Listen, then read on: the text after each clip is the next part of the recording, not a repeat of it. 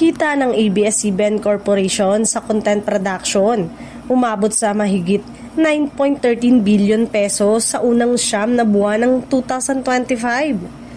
Patuloy ang buhos ng magagandang balita mula sa ating Kapamilya Network upang lalo tayong mabigyan ng love, joy at hope.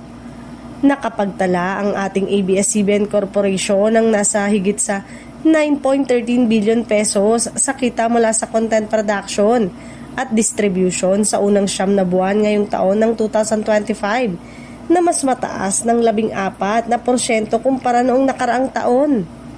Ito ay bunsod ng paglago ng kita ng Kapamilya Network dahil sa patok na palabas nito gaya ng It's Showtime, FPJ Batang Quiapo, Incognito, Pinoy adaptation ng mga sikat na Asian drama gaya ng Saving Grace na galing sa Japanese series na Mother at It's Okay to Not Be Okay, mga pelikula, live events at ang muling paglungsad ng numero 1 streaming app sa bansa na iWant.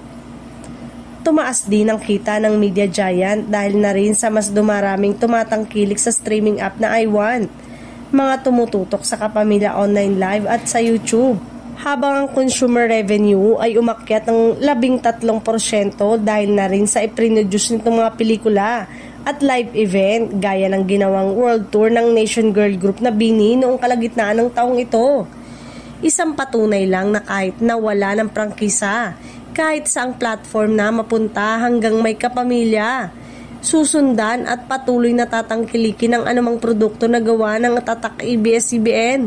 Unti-unti na ngang nakakabawi sa pagkalugi at sa pagkawala ng prangkisa. Hindi man priority ngayon ay marami pa ring umaasa na Kapamilya fans na muling mabigyan ng panibagong prangkisa ang paborito nilang TV network.